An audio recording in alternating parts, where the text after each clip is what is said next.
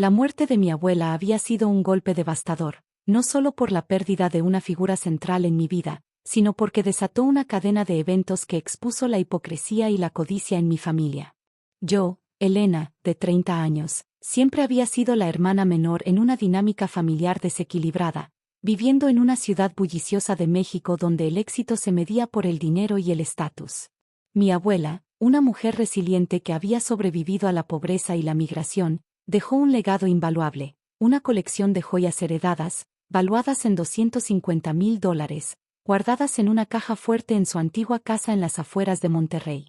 Esas joyas no eran simples adornos, eran portadoras de historia. El collar de perlas, con su lustre suave, lo había usado mi bisabuela durante la Revolución Mexicana para esconder dinero. El anillo de diamantes, con un corte único, fue símbolo del matrimonio de mis abuelos en 1965, y la pulsera de oro, grabada con iniciales familiares, representaba generaciones de sacrificio y amor. Para mí, eran más que objetos. Eran un lazo con mi identidad y con las lecciones de abuela sobre la honestidad y la generosidad. Pero mi hermana mayor, Beatriz, de 35 años, siempre había visto la vida a través del prisma de una ambición desmedida. Con su trabajo en un banco de inversión, ganando $110,000 al año, Beatriz encarnaba el ideal de éxito para mis padres.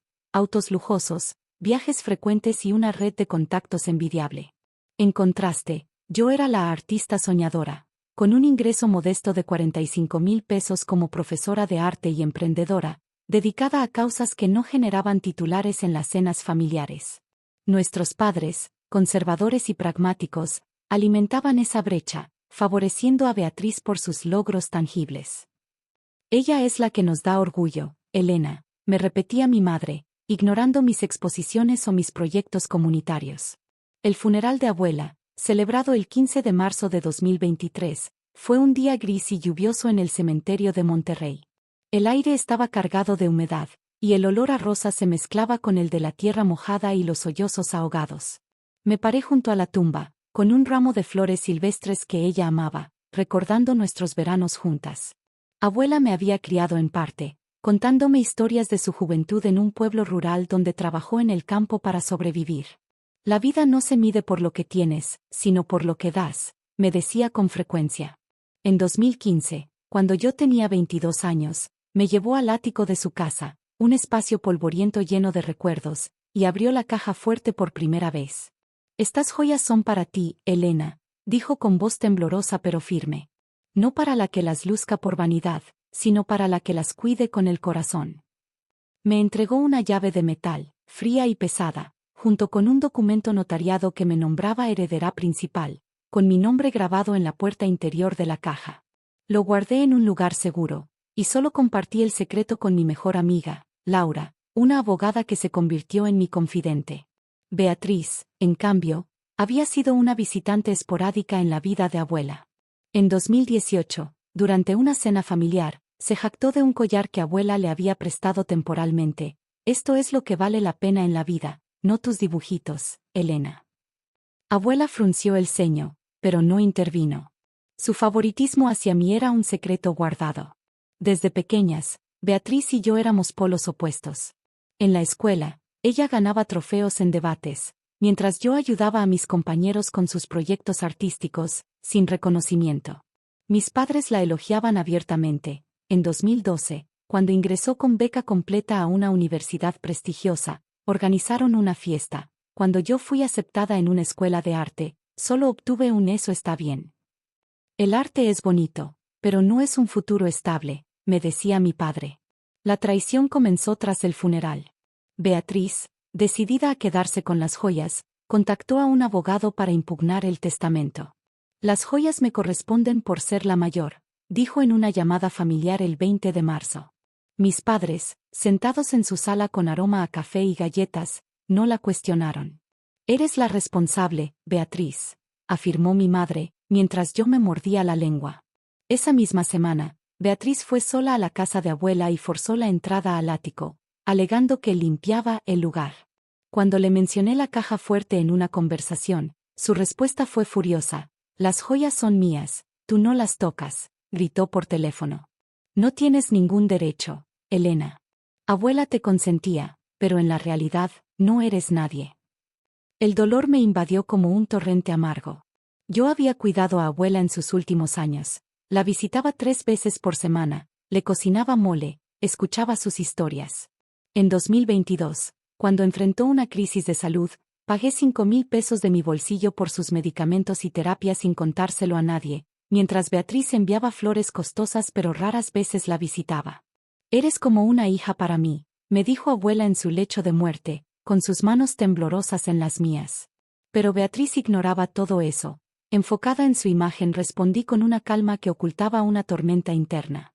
Ya verás, le dije, y colgué. Salí a caminar por la ciudad, entre mercados bulliciosos y el aroma a tacos callejeros que me anclaban a la realidad, más allá del drama familiar. Sabía que no podía dejar que su codicia definiera mi herencia. Tenía la llave y el documento, pero necesitaba un plan. Llamé a Laura, quien me tranquilizó. Tienes derechos legales, Elena. No estás sola en esto. Esa noche, revisé el documento notariado con la firma de abuela. Sentí una determinación renovada. Esto no se trataba solo de joyas, se trataba de reclamar mi lugar en la familia y de honrar la memoria de quien más creyó en mí. Mi vida siempre había sido un contraste con la de Beatriz. Nacida en 1993, fui la niña callada que dibujaba en sus cuadernos mientras Beatriz lideraba grupos escolares. En 2011, me mudé a la ciudad para estudiar arte, pagando mis estudios con becas y trabajos en cafeterías, mientras Beatriz asistía a una universidad de élite con ayuda de nuestros padres. Deberías parecerte más a ella, me decían, ignorando mis pasiones. En 2017, empecé a exponer mi arte. Beatriz se burlaba. Eso es un pasatiempo, no una carrera. Pero en 2020, durante la pandemia, fui yo quien regresó a casa para cuidar a nuestros padres. Hacía las compras, cocinaba, brindaba apoyo emocional. Beatriz seguía trabajando desde su lujoso apartamento. Una vez, mi madre me dijo, gracias por todo, Elena, pero Beatriz nunca lo reconoció, enviaba dinero de vez en cuando y se llevaba el crédito. La distancia emocional se profundizó.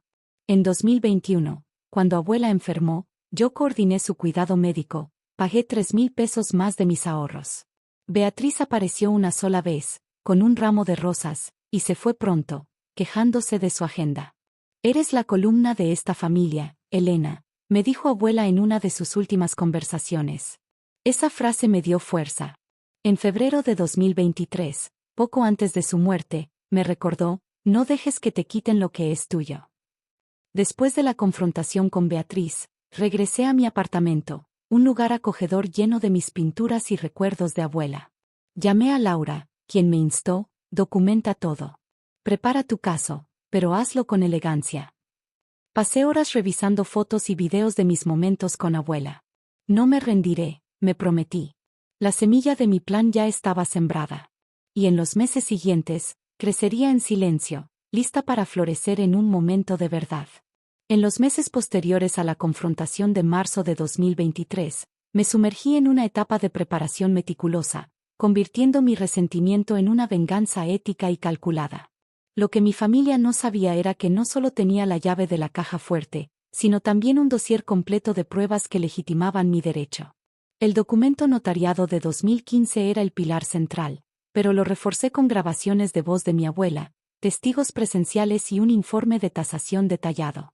Cada joya tenía su propia historia y su valor específico. El collar de perlas, valuado en 80,000 pesos, con perlas cultivadas en el Pacífico. El anillo de diamantes, con certificado de autenticidad, tasado en 100,000 pesos. Y la pulsera de oro, de 70,000 pesos, grabada con iniciales familiares que un historiador confirmó como parte de nuestra línea materna.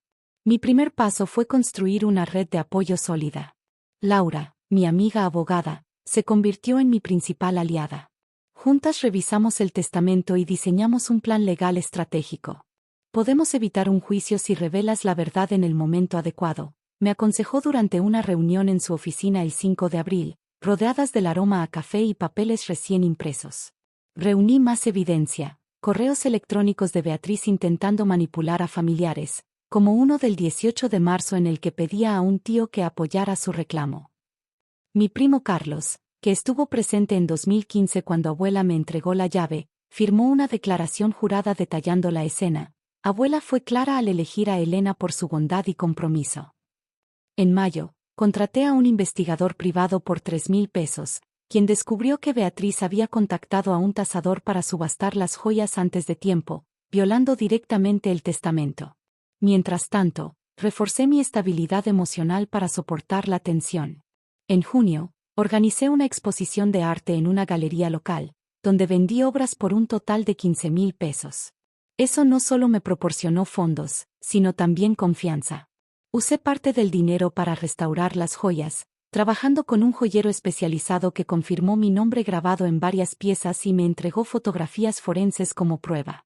Mantuve un diario personal donde escribía todo: el dolor de la traición, la rabia contenida hacia Beatriz y la nostalgia por abuela. No se trata del dinero, sino del respeto, anoté una noche entre lágrimas. Me alejé de mi familia. Respondí a los mensajes con frialdad, manteniendo la distancia. También me uní a un grupo de apoyo para mujeres en situaciones similares. Allí encontré consuelo, sororidad y claridad. La arrogancia de Beatriz no disminuía. En julio, la vi en un evento social luciendo el collar de perlas. Publicó fotos en Instagram con subtítulos como "Herencia familiar merecida". Mis padres, aún ciegos a la verdad, la defendían sin cuestionamientos, ignorando mis intentos de acercamiento. En agosto, organicé una visita discreta a la casa de abuela junto a Laura.